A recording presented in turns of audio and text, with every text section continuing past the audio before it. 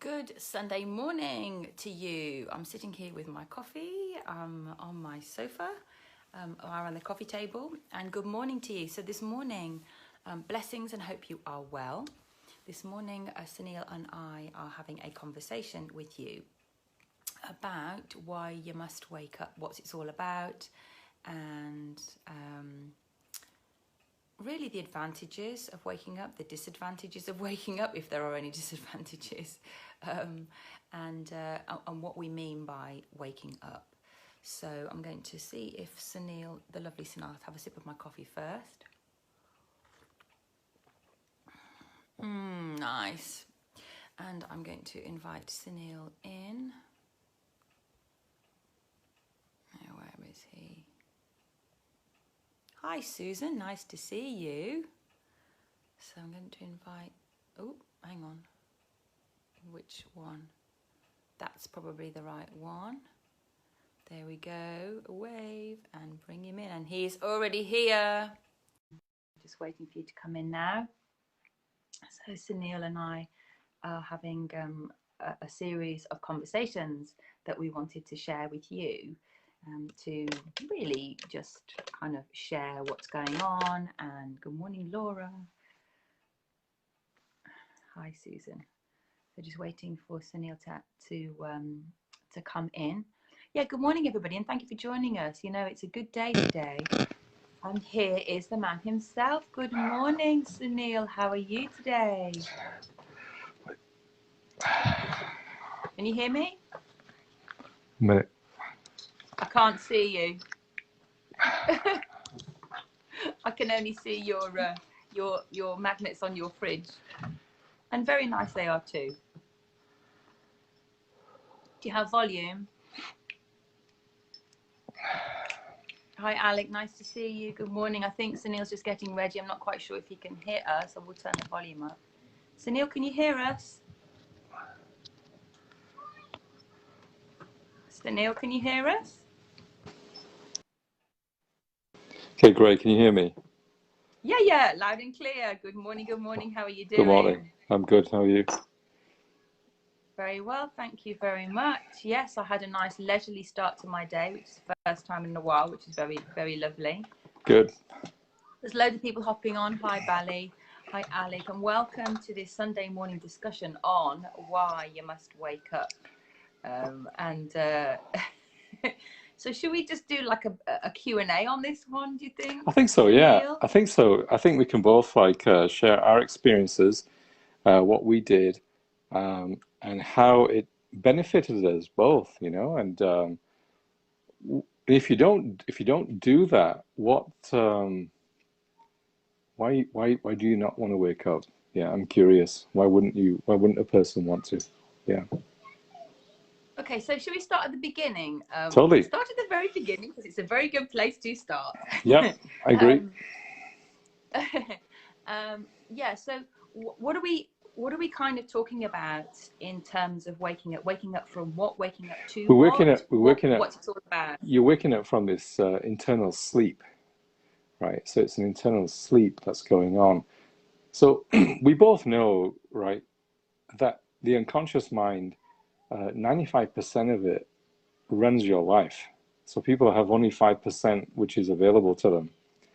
So waking up literally means that you're aware of your processes, your blind spots more freely than what you were if you were to be asleep. So when you're asleep, you're plugged into this this mind matrix. That's how I'll call it. So you just plugged into the system. So then you believe everything that you're being fed all the time. So, but when you wake up, then it's like you become very raw inside, right? And you're very aware that it's you who has to make this life happen, not your programming that you've taken on from your parents. Yeah. Otherwise, when you're asleep, you're always living in here, and you're moving from program to program all the time. There's a program for everything, right? So And then people believe those programs when it comes to relating to people, relating to one another, right? And so, but in those programs, the programs don't have anything to do with vulnerability, or they don't have anything to do with being in your heart or being authentic. They're just it's a program after program after program. And so then you're not in touch with your inner child, your wounding that you're carrying. So it's just a big sleep state. Yeah, that's how I would describe it. It's a very, and you know, you're more. Sorry, what do you have to say about that? Go on. Sorry. Well, first of all, good morning, Hazel. Good morning, Sana. Good morning, everybody. Good morning, Maria, and everyone who's just come on the line just now. It's lovely to see you all. Good morning, everybody. And you know, many of the people here on our call, you know, because they're people who follow the work that we do and do the work themselves. Oh, Hazel's just said, love you, Natasha Ray. Bless you. Love you too, soul sister. Love you too. Mwah. Yeah, and I love the way you mentioned about the 95% asleep, because I think it's about subconsciousness. You know, the subconscious programs are running 95% of the time, and our conscious mind that we think's in charge is actually only running 5% of the time. And that's because, as you rightly say, and everything you say, you know, I completely agree with. The only thing I can add really is just to kind of put a different angle on it, but it's the same thing essentially. You know, the programs that come through from generation upon generation, from our parents, from our grandparents, from their parents, and you know, each generation does the best they can in passing on the messages, and this is the way you live your life, and you know, all the rest of it. And it's only when you have that realization moment, and for me certainly it was about 14 years ago when I was really triggered, and I noticed I was saying things that my mother would say, and I'm like, really? And I caught myself saying it. So it's bringing awareness in. And as you say, waking up is, I mean, particularly in these current times, we have to wake up to what's going on around us, because we're being fed this massive narrative that really is not the truth at all. And we're being led down a one-way, dead end, dead alley. Humanity as a kind, and another big conversation. But, you know, what we have to do is we have to get aware and start to understand that we have been plugged into this mind matrix, that, you know, the things that our parents have shown us, the things that the education system, you know, again, teaches us and supports, and then you go into work and all the rest of it. And I'll give you an example.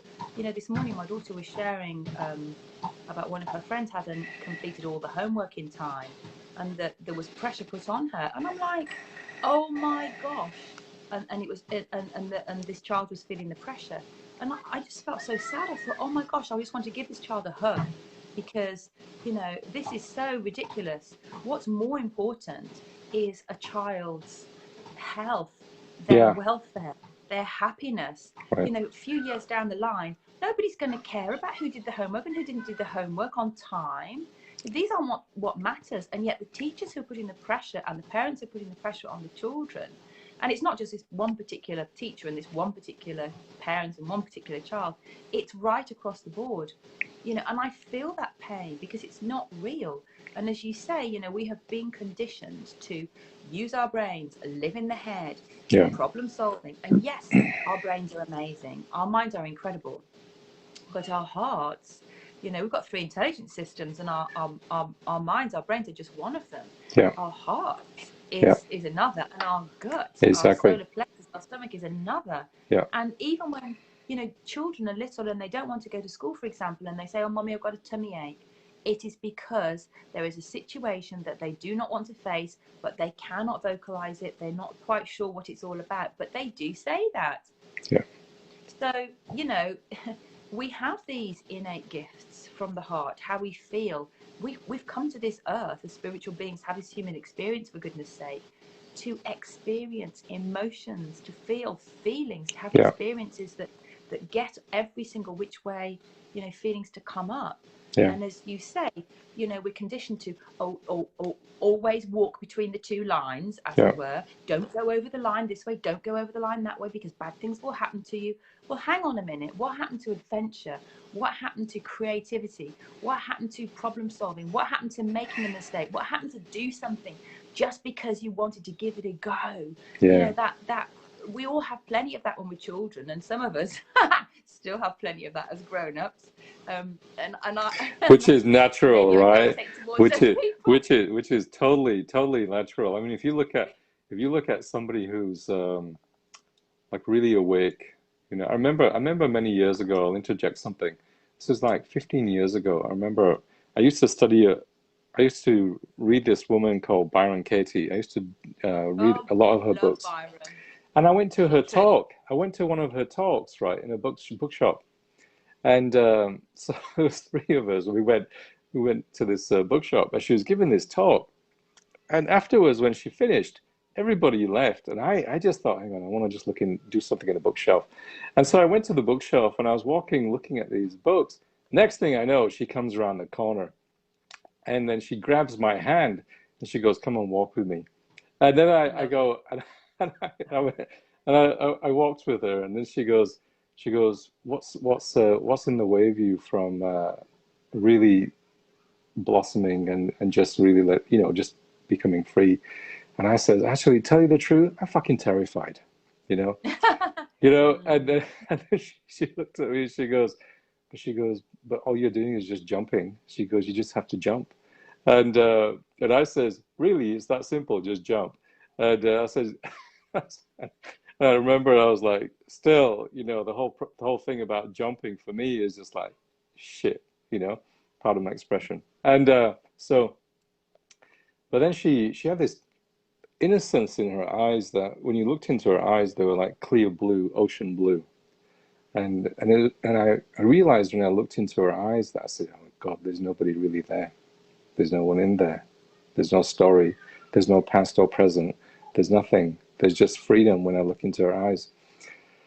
And it was like being in the presence of a child, literally. Yeah, there's no, there were just no filters going on inside of her, and but it was really such an amazing experience because she's just walking with me, skipping, holding my hand, and yeah, and then for me again, it was like again, when somebody says that, just jump off the cliff, and it's like really jump off the cliff. Easy for you to say, and but yeah, I remember with that, and there was a series of things that I went through that because even though I was doing, I used to spend like 10 to 12 hours doing self-inquiry work all the time, every day. I'd just keep going, and so I did that for many years until I really understood myself and who I was and what was really going on inside of me. And so, but then I studied under these different teachers and about non-duality teachers. So I found really good people to study under. And then through all of that, even with all the work that I was doing even running a hypnotherapy practice. I was constantly always checking my processes, going deeper inside of myself. And and then suddenly for me, what happened with all of that and with the prayers that I'd done some prayers, suddenly it happened to me. Suddenly it just like somebody took the lid off my head, and and literally it was like I was free flowing all the time, but I was terrified free flowing because nobody had any clue what was going on with me. All of these energy systems were going off in my head all the time. And I was like, oh God, it's like literally riding like a wave, it's like riding a wave because you don't know where it's going to go. And but everything just opened up after that. And when that happened, it was like I was at ground zero, literally ground zero. I had nothing. I lost everything because when you wake up, you realize that, oh my God, everything that I had before was an illusion. It's even more of an illusion, now. So, but and you're aware of it, So, go on. What would you like to say? I don't want to. Yeah. Mm. Yeah, that's beautiful. And there's a lot in what you shared that I can resonate with. I know that your experience, your journey through all of this has been deeply profound and deeply painful in the physical form, as well as, Oh yeah. Yeah. Yeah. Yeah. esoteric, mentally, psychologically, and spiritually form as well, because of the things that you previously shared with me and we've spoken about. And one of the words that you by the way, thank you everybody for joining on. I can't even remember Thank you all. who's hot, How are you all? blessed Hi everybody. Alison and Grenville and everybody else, you know, thank you. It's lovely to see. It's blessings to everybody. One of the words that you used was authenticity. Yeah. And I love that, because in my experience, just one section was that actually I think I was a very sensitive child, but and I obviously got bashed and bruised along the way, as one does. Yeah. And I think what had happened, and again, I wasn't aware of it in real time, this is just looking back, that I built this full coat of armor around myself and a mask to protect myself. It was self-preservation. I didn't realize that that's what I was doing at the time. And then that was well into adulthood, and maybe, you know, into my 40s.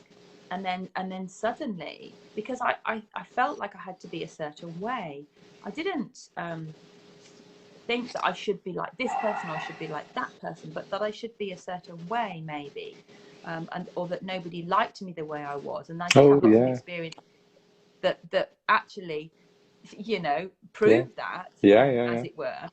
There were a lot of experiences that I had that sort of backed that up. And so I was stepping into what I thought was what people wanted to see. And then to unravel all of that and to unpick all of that, and it is a big step. And I would just like to go back to when you say jump off the cliff, not in literal terms, everybody. Not exactly. In literal terms, just exactly. But you kind of have to go into free fall, and many of my spiritual friends have spoken about this free fall, because what you're doing is you're letting go, you're unplugging from the system, the matrix, and you know, you're unplugging from the limiting beliefs, the conditioning, and the programs within the programs, and the loops. You know, you keep going in loops. You might have noticed that you go through a pattern in your life, and then you move on. So it might be a relationship that it's gone wrong, and then you get out of that, and then you meet somebody else, and you're all excited, but then you realize it's the same pattern, and you literally loop. And this happens over lifetimes as well. It's not just in this lifetime, but certainly when I started to and it does take courage, doesn't it? It really does. It does take courage. Yeah. To really say, okay, well, I'm going to break through from this. So I'm going to stop listening to what other people say. And there's a lovely famous quote: "What other people think of you is none of your business." Yeah. So I love that, and I think even Byron says this about staying on your own page. You know. So mind your own business, take responsibility only for yourself. Stop looking over onto other people's pages. Stop nosing what they're doing, and ignore people when they're nosing what you're doing. Yes, we're all connected as human beings. Of course we are. You know, we feel each other's pains. We feel each other's, you know, grievances. We feel each other's joy. You know, when you speak and you share things, that breakthrough moments that you've had, it's like, wow, I love it. You know, and blissful things. And children are the same. So when we learn to be courageous, when we learn to be really authentic in who we are, then that is a painful process. And it's quite kind of, and we've spoken about the butterfly, because you and I both use the symbolism of butterflies to sign off. Yeah, we do. So the caterpillar crawls along, and it's heavy and it's clunky, and it's, you know, it moves very slowly. That's kind of like life being plugged in, right? Yeah. And then you gorge yourself on all of the things that you think you need to learn about, and things you need to buy this, you need to have that, you need to do this, you need to live in this house, have this job, have this car, have this suit, have this watch because everybody else has it, and all of that really clunky stuff that you don't realize is clunky until after you come through the other side, right? Mm-hmm. You think, oh yeah, I need this and I need that, shiny penny, shiny penny, shiny penny. And we've all fallen foul to that, and I have too, you know, in the past. And I was talking to somebody the other day, and I said I've swapped my diamonds for crystals. And that was a symbolism for me. Yeah. You know, saying I don't need any more diamonds in my life, but I want to wear crystals. I want to have some crystals in my life because the meaning of them and the healing properties and qualities they have. So that was just a kind of joke. But then when you get so sort of stuck in the programming and the engorgement of this caterpillar till you cannot move any faster and you cannot move any further. And we've all had experience of this in our lives. You might have had many of them. I've certainly had this a couple of times, and it's really triggered me to wake up. And then I've literally, everything has, you know, I've literally sort of crystallized and gone into this chrysalis. Mohammed, lovely to see you. I haven't seen you for ages. Blessings to you, my friend. Thank you for joining us. When you then become this chrysalis, and that's the hardest part. It's almost like birthing a child. Because it's the most painful, the most challenging. You feel the most stuck. You don't want to go there. It's everything's come crashing down, but you almost have no choice. You have to keep pushing through. You have to keep going, and it's when you then break through, because actually when the caterpillar becomes a chrysalis, what happens in that chrysalis is it actually melts. Luke, lovely to see you, my friend. It actually melts and dissolves, so it doesn't become anything. And it completely starts again. And then in this beautiful moment, this incredible, beautiful, delicate, fragile, amazing, free butterfly breaks out of this chrysalis shell. And, you know, that is not easy either. No. And okay, the process with a caterpillar to a butterfly is a much quicker one than the experiences that certainly we've had and many other people who shared and who are going through these transformations are. But when you do break through, this significance of the freedom, the beauty, the fragility, but the power and the strength, and the fact that the other thing with the butterfly is the butterfly only has to flap its wings, you know, on one side of the earth, and it can be felt on the other side of the earth. And I totally love that. So even though we become these butterflies and we are fragile and we are delicate and we are free and we are beautiful, we have an impact on around the world. And you know, as we raise our own consciousness and our own vibrational frequencies, and we learn to step into who we always were underneath all of the limiting beliefs, all of the conditionings, all of the layers, all of the filters, all of the BS that's been fed to us in the programming, that, you know, it gives you this incredible sense of freedom. And you know, like you said with Brian Tracy, you were skipping and she was skipping, and that is exactly, I shared with you, didn't I, when I'd gone for a walk, and on the way back from my walk at night time, I was skipping down the country lanes because I just felt happy and joyful for no particular reason, just because. And this is what is capable for all of us. And, you know, the pressure is right now, globally, the pressure is really on us. And it's up to us to discern what is truth and what is lies. What is, you know, consciousness, and what is this subconscious patterning, and what is freedom and what is plugged inness. And I think that's the reason why we feel so passionate about trying to wake people up.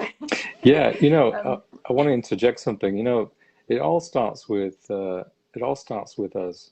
You know, so if we don't tell ourselves the truth, then the lies just become more seductive, right? That's the really big thing right there. So I like that. You know, so say that again. I like that. Yeah, if you don't tell the truth, your lies become super seductive. Yeah, you seduce yourself into your own bullshit, and so we automatically you're constantly doing that. So you're convincing yourself that even though, like we mentioned last time, something may be really bad for you, you still do it, and you're still convincing people, no, but it's really good. You know, this is totally fine. So it's the truth is all there is who we are. You know, it's nothing foreign. It's just who your fabric is made of the truth. And but it takes for you to love the truth, to want to know the truth, get curious about the truth, and be curious about the times when you are avoiding the truth. My life isn't working. My life is really, I've created this, and okay, I've done that, so what do I do? You know, so it's even though we know, yeah, this is a quantum field, and we are constantly creating all the time in the quantum field. But it's relearning to consciously create rather than be asleep and create. That's the big thing right there. Yeah, and I love that. And many people, they don't understand. Lots of people simply do not understand that they are powerful creators. Right. And, you know, it's, as I describe it in some of my talks, you're in the car and you're driving down the road, but you are not in the driving seat. In fact, you are not even a passenger. You're in the boot. Yeah. And most people are in the boot of the car, of their lives. So they've given all of their power away, and they don't understand who they are or what they are. They have no idea. And for decades, this was me as well.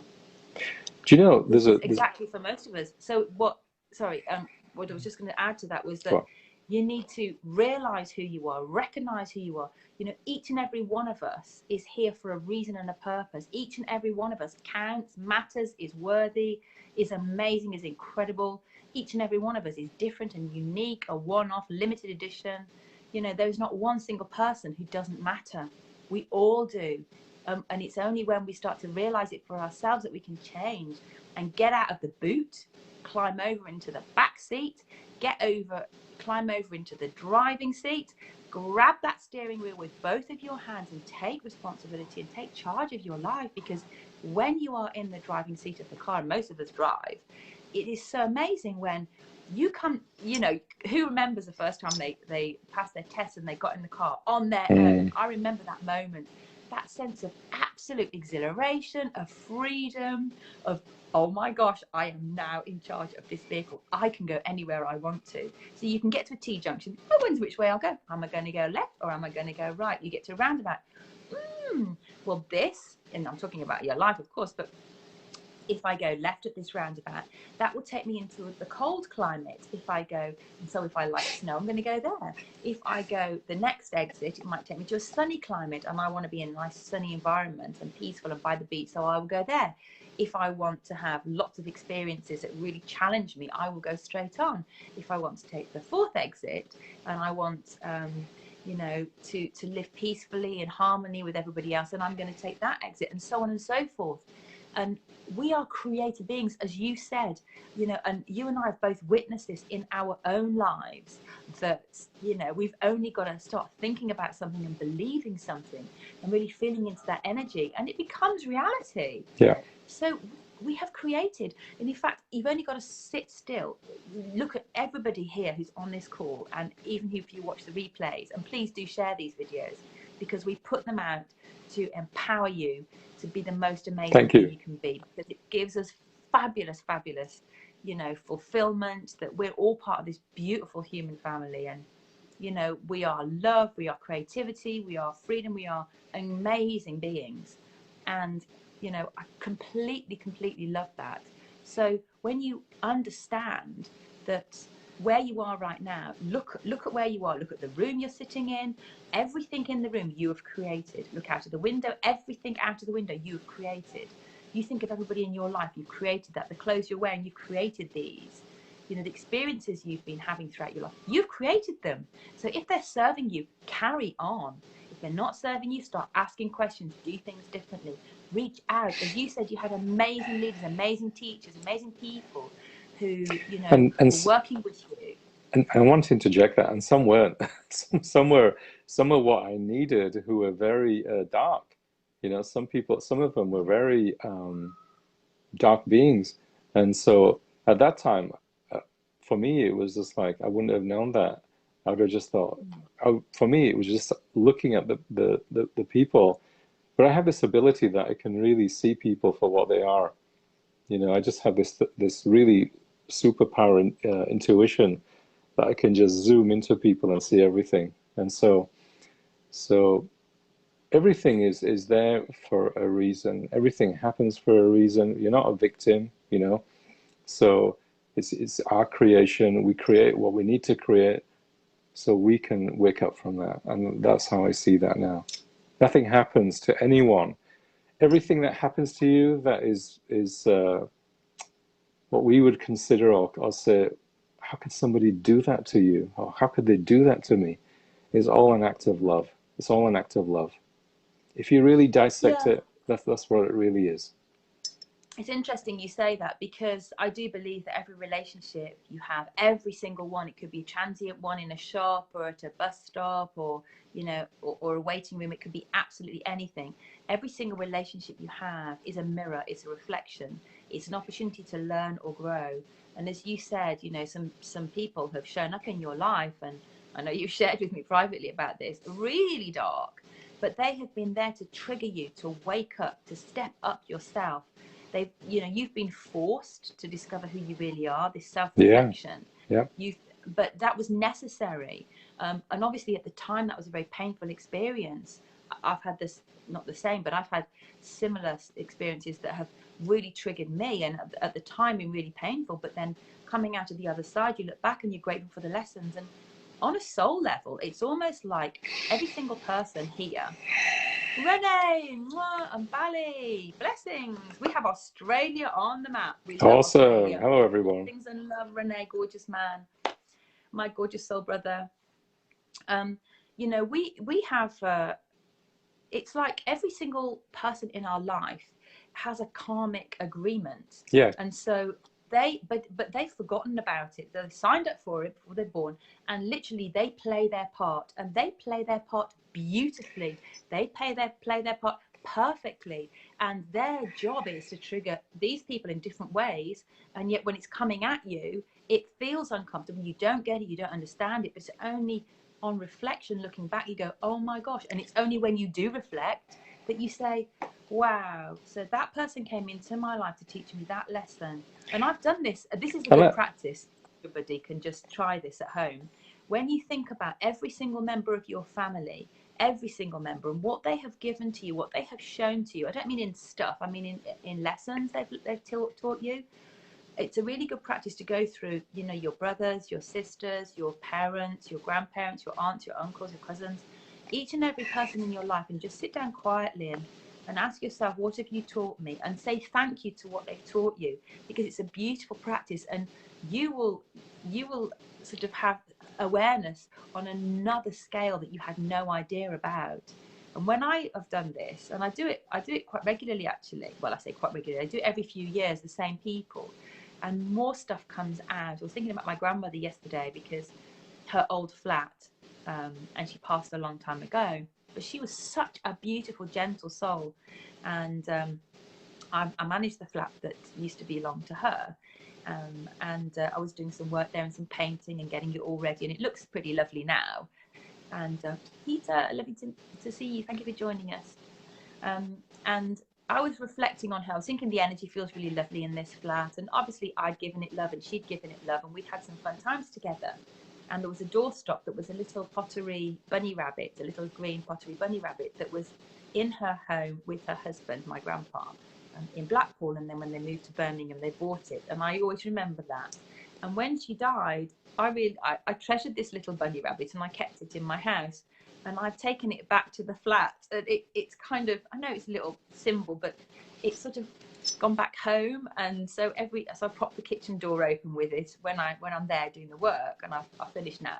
And then when I close the door, I just move it to one side and I say, bye-bye, bunny, like this. Because it's remembering, you know, the beautiful lessons and the ways that your loved ones have been with you. So she taught me about acceptance. She taught me about non-judgment. I didn't realize that at the time, but every single person who came into her life, she just accepted for who they were. She was truly grateful for them. And she never judged anybody. She was just, and so, you know, those are the kind of lessons that I'm talking about, hence why I just shared them. You know, so to be really grateful for that and to say thank you. And then you can learn other lessons from other members of your family. And some of the lessons might be really painful, might be really difficult, but nevertheless, they're lessons. And we can move forward and empower ourselves along the way. And it makes us stronger, makes us, you know, aware of who we really are. Sorry, I know you were wanting to add, and I kept going. No, don't worry about it. It totally, you know, I want to say this. Look, some of these things can be quite messy, right? Some things can get really out of order, where even a person who's your teacher can get so caught up in the whole mechanics of what's going on that they even forget who they are. So there are no, I don't think there are any teachers, actually. I just realized that they're just guides. All they're doing is guiding you. And when they get lost in the whole thing itself, without realizing that, oh yeah, this isn't real anyway, then it takes for somebody to really wake up out of it and go, you know what, I can either react to this and I can do whatever I want, and that's going to mean that I have to play out this whole thing with this person in another lifetime. So you have a choice there. No matter how dark, no matter how messy it is, you have a choice. What do you want to do with that? Do you want to keep the play going on, or do you want to say, you know what? No, thank you. I'm done. That's it's interesting. It's interesting because, and it reminds me about Shakespeare. You know, Shakespeare was actually a philosopher, but he wasn't allowed to be a philosopher, and so he philosophized, as it were, through his amazing plays and his work, such deep work. It was incredible. Really, really incredible. And I don't study him too much as a playwright, but from a philosophical point of view, it's very interesting. And life is a stage, you know. It is, and everyone is playing their parts. It is. And as you say, you know, some people get lost in and we've spoken about teacher. You know, what do we use instead of teacher? We mentor, we coach, facilitators, guides. You know, and I like that. You know, playing around with different things and seeing you know what works best. Because actually, when you're sharing something with somebody, you have a big responsibility. You have a big responsibility to make sure that you have gone through that yourself. So, and you've gone through the challenges that came along with. And that you can impart that knowledge or that guidance, if you like, in a really loving way and in a humble way, and in a really inspiring way, and to empower the other person, never put them down, but just to gently guide them. It's like, you know, when you're a parent, we're both parents, right? With our children when they're little, you know, we don't want to say, don't do this and don't do that, although I definitely did do that at some point until I understood not to.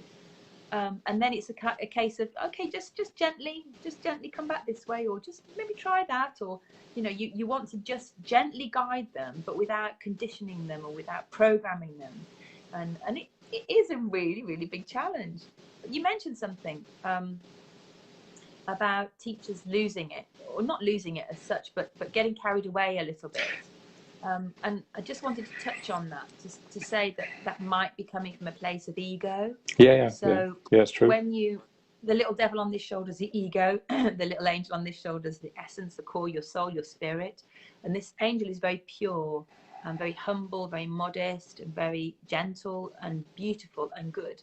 Whereas the little devil on this shoulder is like a petulant child and gets carried away and demands attention, jumps up and down, throws the toys and dummy out of the pram, that kind of behavior. And when you learn to discern the two in the way you show up yourself in the world, and check yourself constantly, so through awareness, but also observing it in others, and without judgment or criticism, simply step back and observe it in others so you can see how they're playing out. And I think that is quite a good practice, because it keeps you on the straight and narrow, you as in you, me, everybody, all of us. It keeps us on the straight and narrow, and it keeps us humble, and I think and childlike, you know. And I think that those qualities are really lovely qualities that we could probably all benefit from. Yeah, I agree with you. Yeah, you know, there's a really good film called Lucy. I don't know if you've seen Lucy. Have you seen it? Have you seen it? Yeah. You see, that very film right there, it tells you how powerful, if we use all the centers, right? It tells you right there how powerful we are, and that's how capable we are as humans. Yeah. So everybody, go and watch Lucy. You don't have to take whatever she had, because you have superpowers anyway. And I love the fact that you mentioned your superpowers, because they are superpowers. We all have superpowers, and we need to be clear about them. And we are.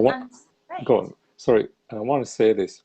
That's why all the alien species, all the species around, that's why they fear humans, because they know our capability. They know that once we get all of these centers moving, they can't hold us back. I just want to say that whether you believe in aliens or not, whatever you believe, you have to understand that there is other intelligent life forms in the solar systems around us, and they know that when we really move into our power and we operate from here 100%, we're unstoppable.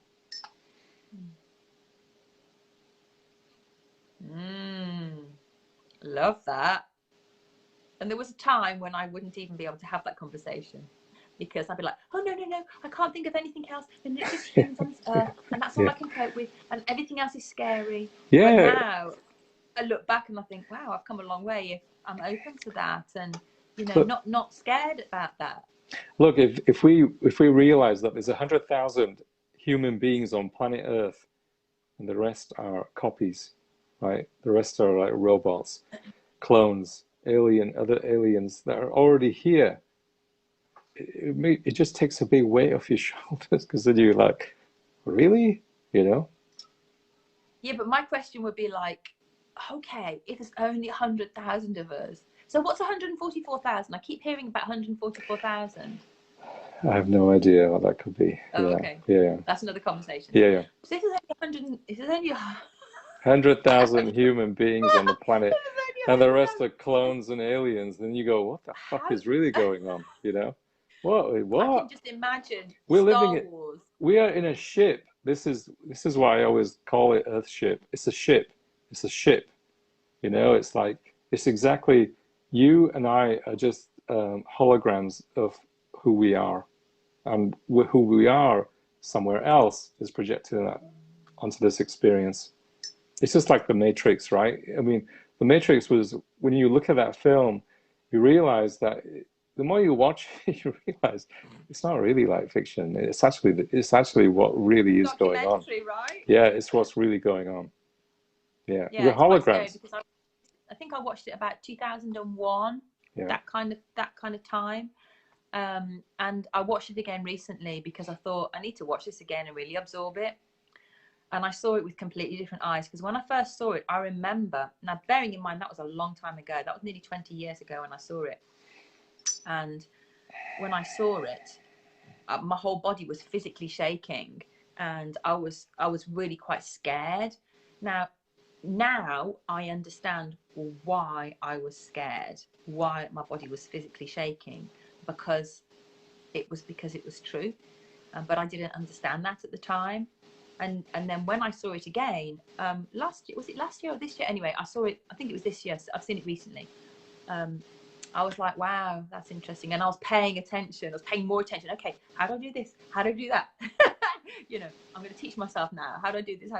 And the other film that I love, because actually, is it not Dr. Joe Dispenza? Bruce Lipton, I think it's Dr. Bruce Lipton who said, in fact, it is Dr. Bruce Lipton. He says The Matrix is a documentary, not a film. Yeah.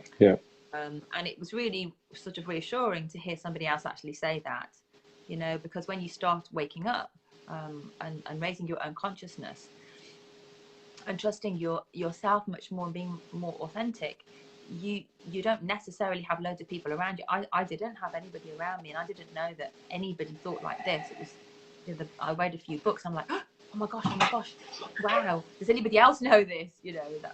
But now I'm surrounded by amazing people who can answer questions for me, or I can share this experience with, and all this kind of thing, which is beautiful. So the other film that is really good is Avatar, because in a very, very different way, it shows the two extremes, it shows the polarity.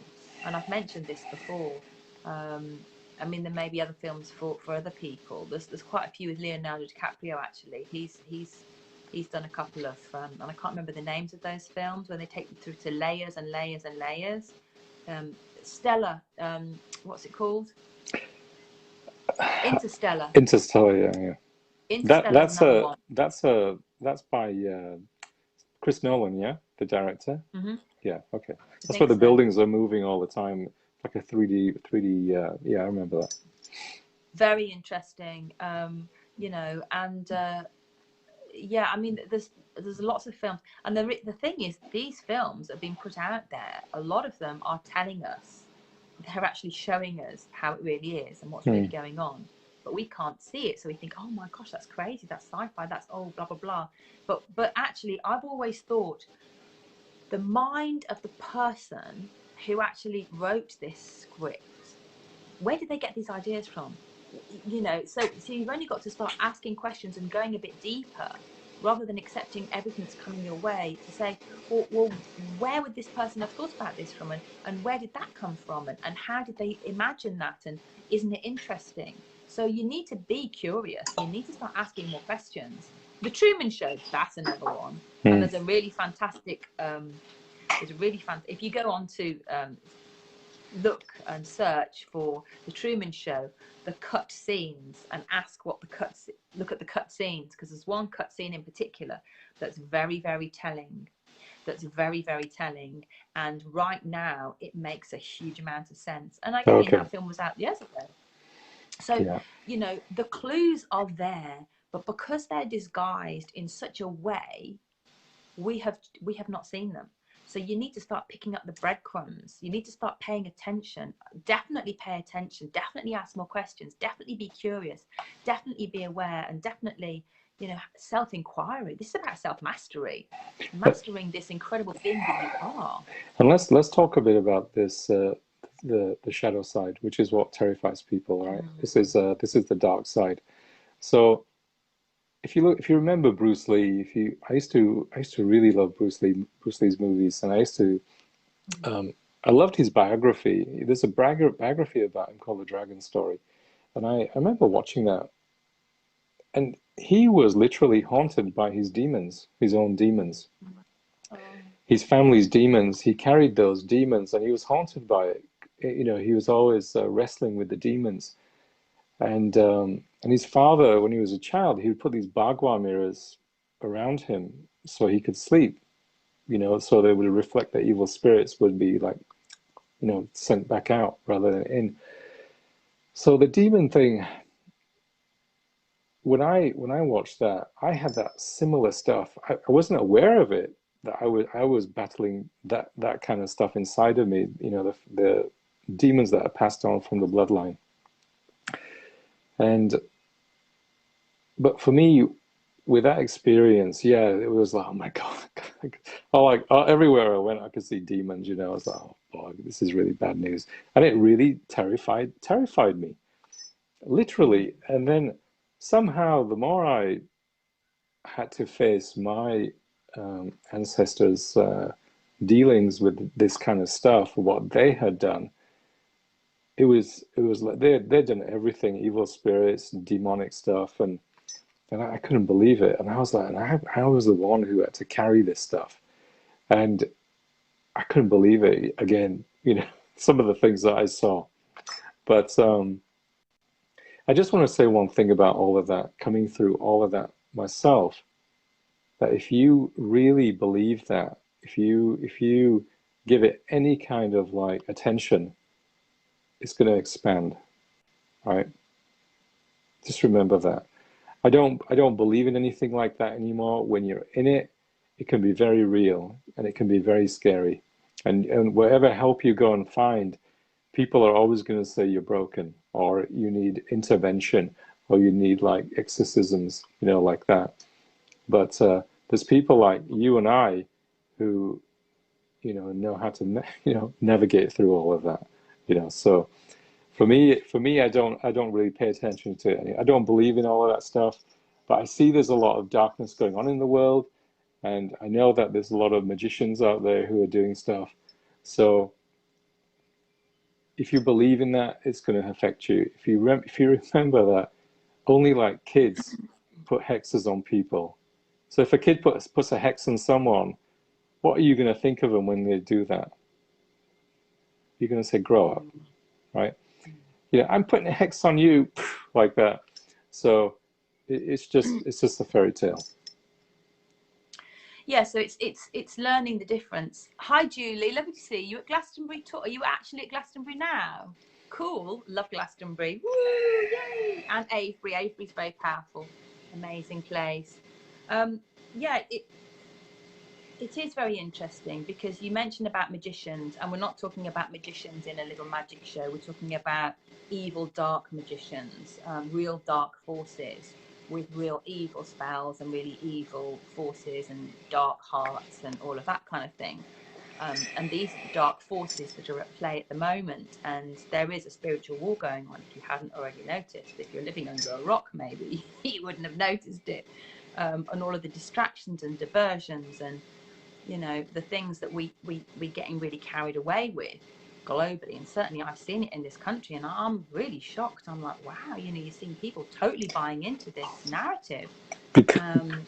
Because the magicians are being so clever and this big hoax, and you know, but because they bought in all their lives and haven't ever stopped and questioned it, you know, I've gone off in one direction, you've gone off in that direction as well, but lots of people have gone off in the other direction, the one that's the fixed narrative, the conditioned narrative, the program narrative. And I haven't watched the news for 16 years, and I am not going to start now. So, you know, if somebody wants to plug in and, you know, getting caught up in the narrative, that's their choice. But if you know that you've got a choice, that's fair enough. But what's happening is, part of this magicianship or this illusion, or this it's deceit, it's really deceit, is that we're not given the choices. We're not presented with, you've got this choice or you've got this choice. You can, like on the Matrix, you know, take the red pill and wake up, take the blue pill and stay asleep, plugged into the Matrix. We're not given that choice.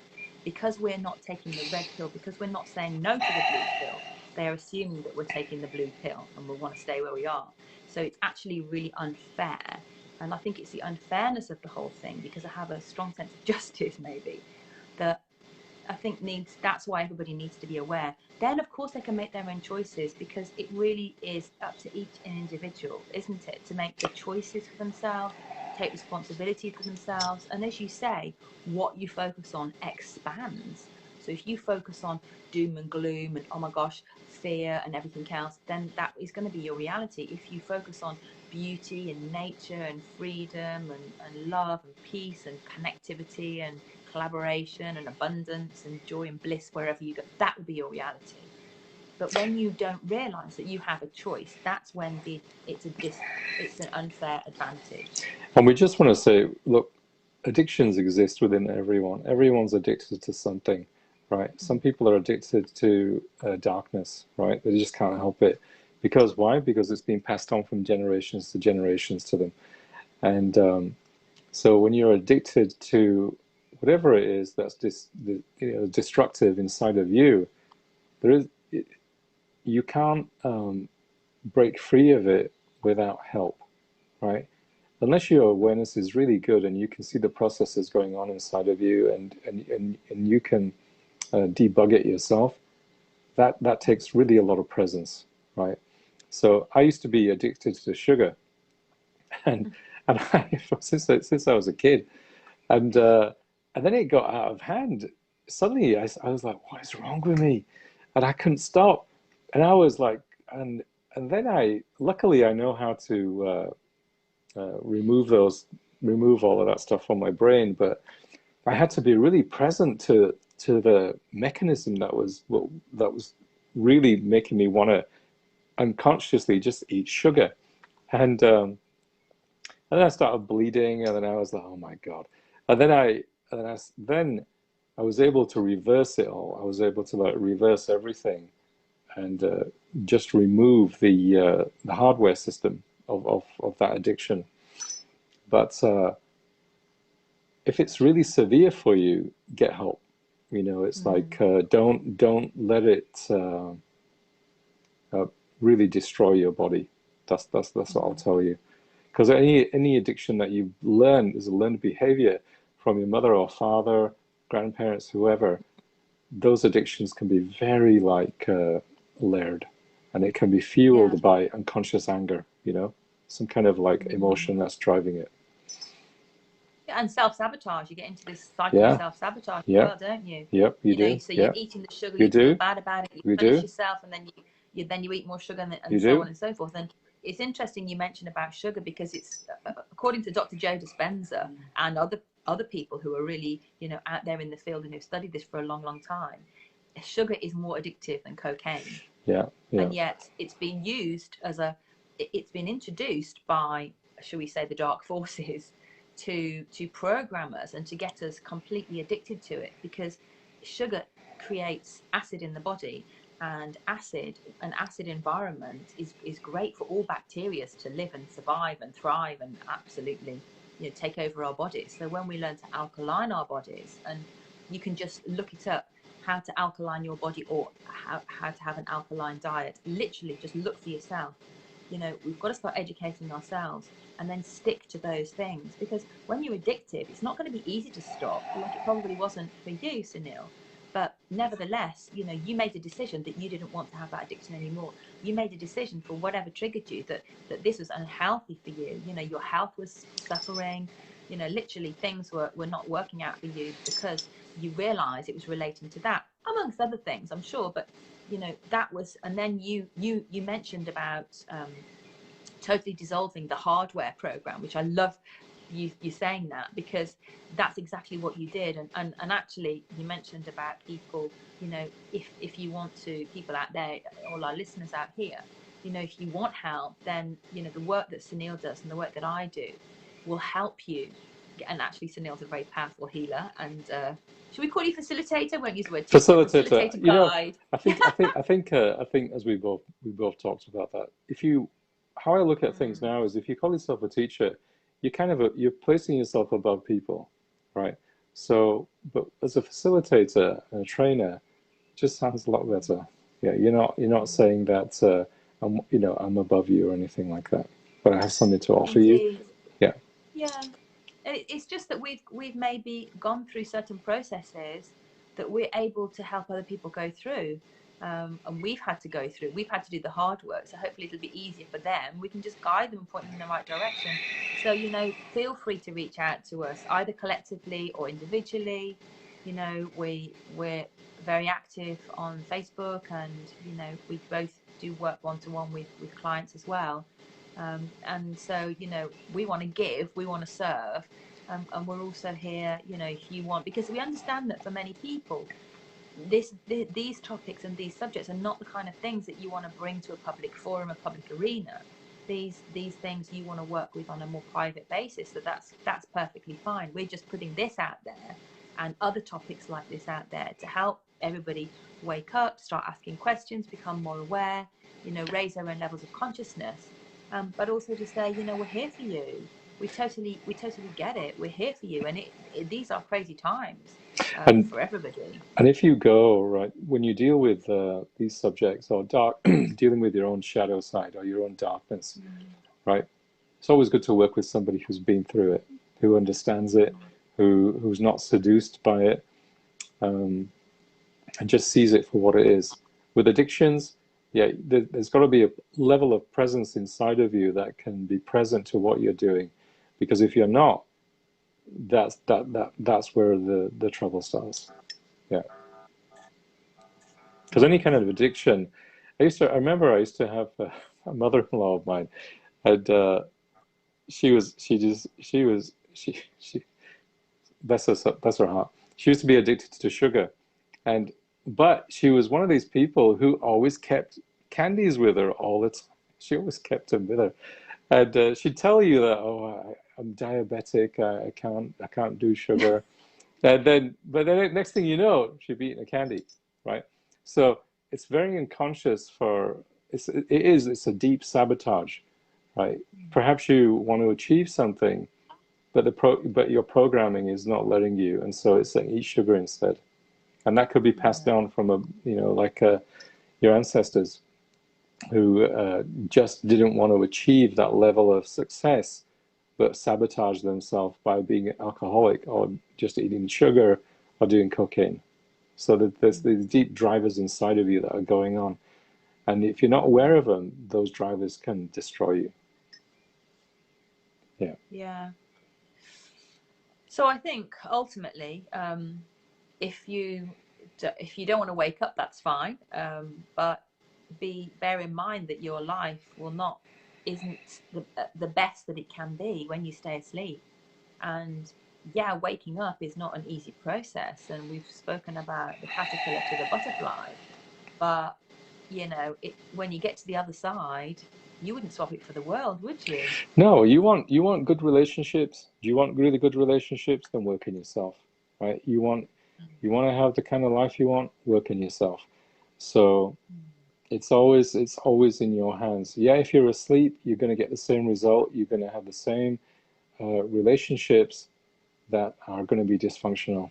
So at least when you wake up, you can look at those patterns more deeply, and you can be more aware of that. You can make better choices from that place as you work through it. There's no easy antidote for anyone. You know, it's like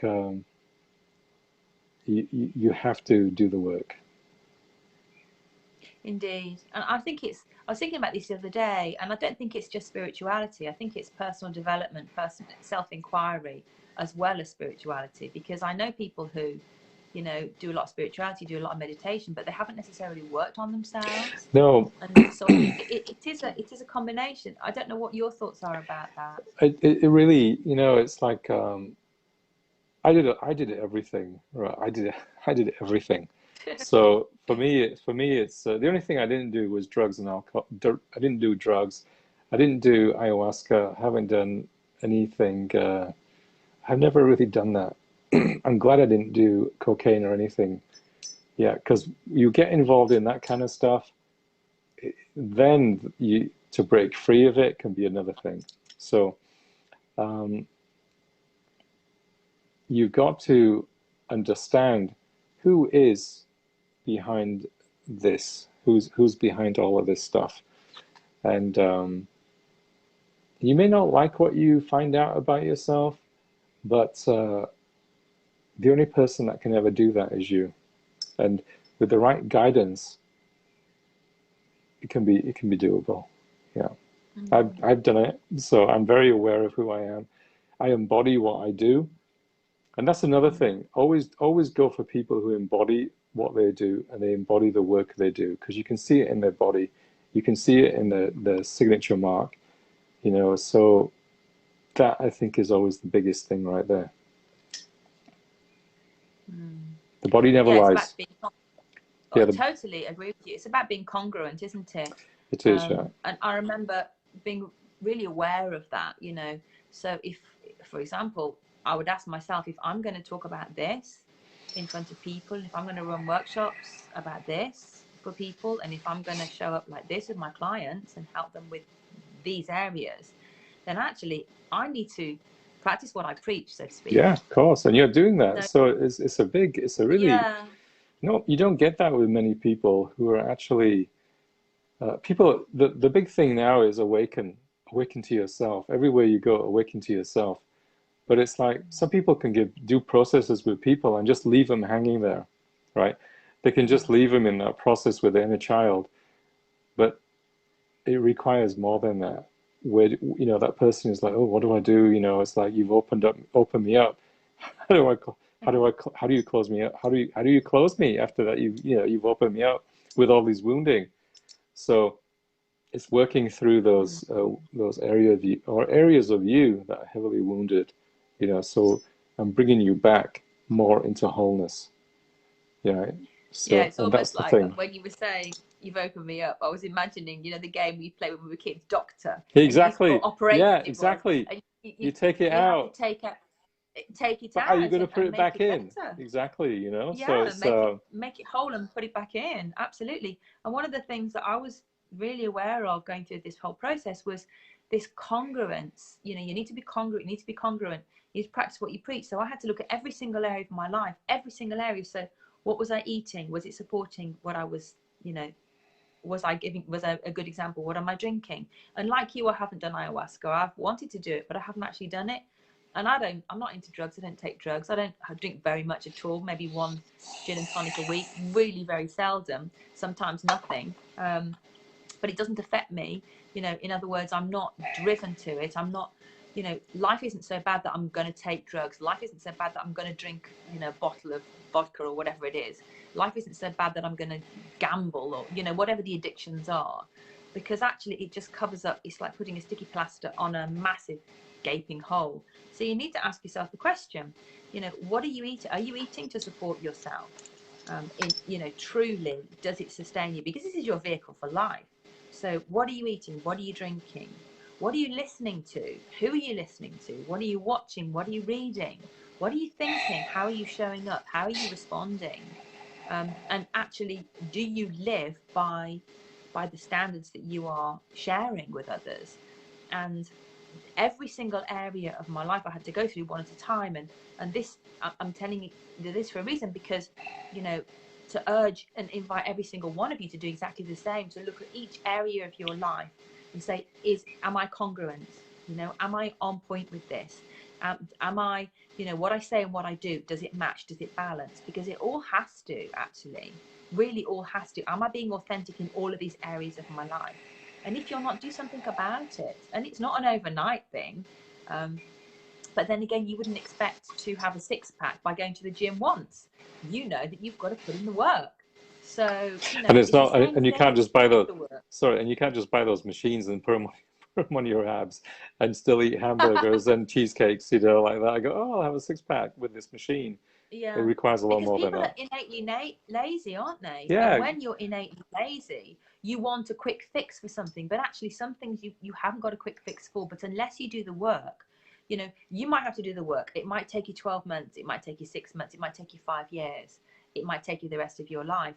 But if you don't do the work, then what's your life going to look like? And I think that that's the bottom line, isn't it? You have a choice. You can choose to stay plugged in and be asleep and whatever, or you can choose to be empowered and unplug and be free and see what you're capable of. And there is really no comparison. And that, you know, there is nothing that would make me go back on any level, you know, nothing. And I'm very, very grateful for all of the lessons, as hard as they are.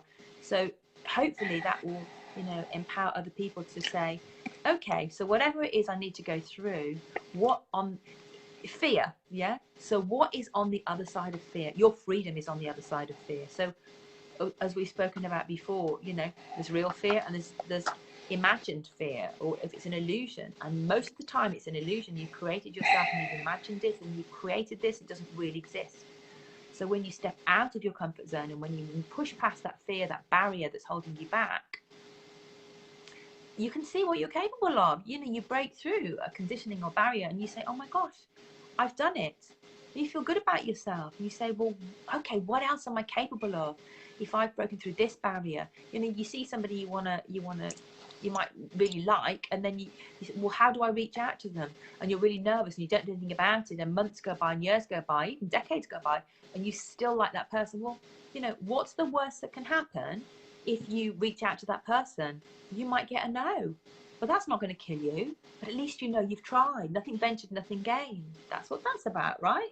Exactly. Yeah. Nothing ventured, nothing gained. You want to, if you're happy living a dysfunctional life, remember that's an addiction that you've got going on, right? There's always like the opposite end of that as well. And the work doesn't have to be, I mean, the work is going to make you feel uncomfortable. But if you've been doing that for many, many years, like 30 or 40 years, you have to expect that there's going to be a lot of residue that comes out of what you're doing. You must expect that, right? So be realistic, and also realize that, you know, you're God's child, right? So you have access to this amazing planet. So enjoy it, but do the work. Whatever you want, do the work. Don't be lazy, do the work. We're here to help you. We'll both set up some kind of a platform where we can interact with people.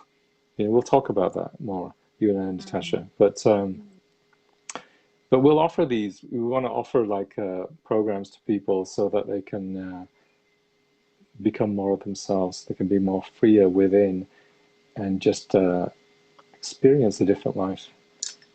There's no shortcuts. So put the work in. Remember, if you put that work in, you will get the results. May take a bit of time. Experience it. Yeah, totally. Yeah, it does take time. It does take time. And I remember, you know, I suppose my learning curve has been like that for the past 5 years.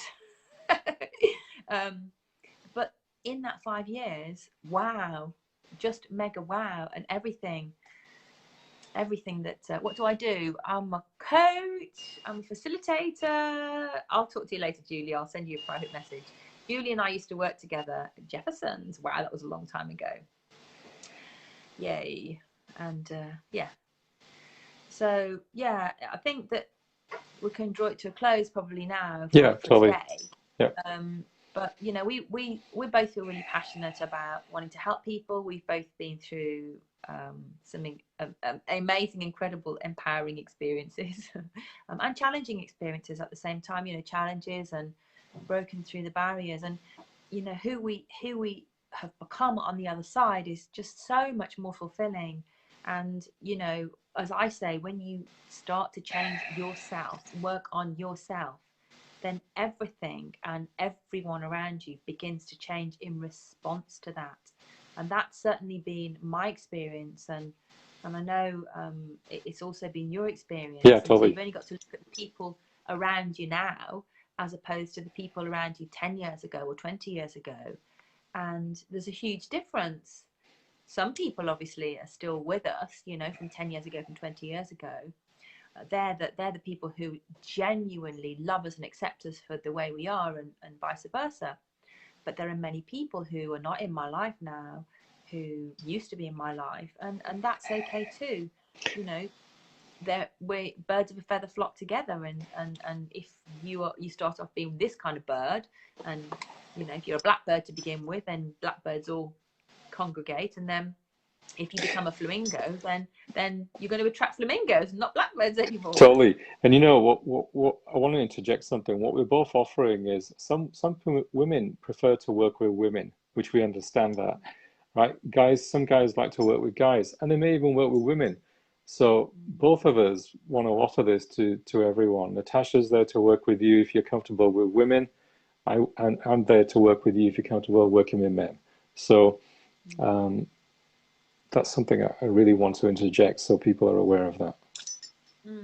Interestingly, actually, a lot of my clients are men, or very, very strong women. Actually, I've had I'm not going to mention names, but somebody who's hopped on today is one of my that's awesome clients. That's great. Who's been a client of mine, and yeah, really strong. I love strong women. I love, you know, intelligent, articulate, hardworking, conscientious, beautiful, amazing. Yeah, they're gifts, aren't they, really, clients? Yeah, of course they are. I mean, everyone. I mean, when I was living in America, I worked specifically with entrepreneurs. So for me, it's like I really understood what drives entrepreneurs, and I was able to like help people really boost their net worth, you know, incomes, everything that they were doing. But purely what happened to a lot of people is they'd hit those walls in their head, in their mind, because many people were living in their mind. So they were creating success from their mind. If you create success from here, from your mind, it's not sustainable. I'm gonna really tell people that it's never going to. It's like you're working on quicksand all the time if it comes from the mind. If you don't create success from your body, there's going to be trouble with your business. And so yeah, because your heart is always, well, your heart is 5,000 times magnetically more powerful than your brain anyway. Right. When you learn to live from your heart, you're always living from your higher self. Yeah. So it's like going down, you're sitting in a boat and just paddling downstream. It's easy, it's flowing. Yeah. Whereas if you're in your head, you often mistake the signs that your body, your heart is telling you. So you're like paddling up the stream, which is against the flow, and that's going to be more challenging for you. It is, you know, so all of this is about you taking off those masks, right? It's about growing up. It's about raising that child inside of you. And that's what both of us are here to do, and to help you step into your true power. That's ultimately what it's all about. When you step into your true power, you are the universe unlimited. You're always expanding all the time. Let's leave it at that. I think that's really good. Oh, yeah. You know, Love that. let's That's a just leave great it. place to end. Yeah. And we look forward to helping you. Yeah, indeed. Thank you, Sunil, for your time. You're very welcome. And thank you, everybody, for listening, joining us. Have a beautiful Sunday. You know, please let us know, because we are going to be working on, you know, creating a platform where we can share more, where you can, you know, tap in like an online system, where you can do it at your own pace. And we're giving you, you know, tools, techniques, and shares, and, you know, shared experiences as well. So if you like it, then give us a thumbs up, give us a love heart. We've had loads of people join today, and thank you so much. It feels beautiful. Thank you all. Suzanne, you've just joined us. Thank you very much, everybody. Blessings, love to you all. I send a massive, huge love heart around the world from Thank you all all. of us to all of you. Thank you so much. And please do share this video with anybody that it will resonate with, if it will help anybody. You know, we're all brothers and sisters of humanity. Geeta, thank you. Mwah. You're very, very welcome, everybody. Blessings, and we look forward to seeing you soon. Thank you. Bye-bye. Bye.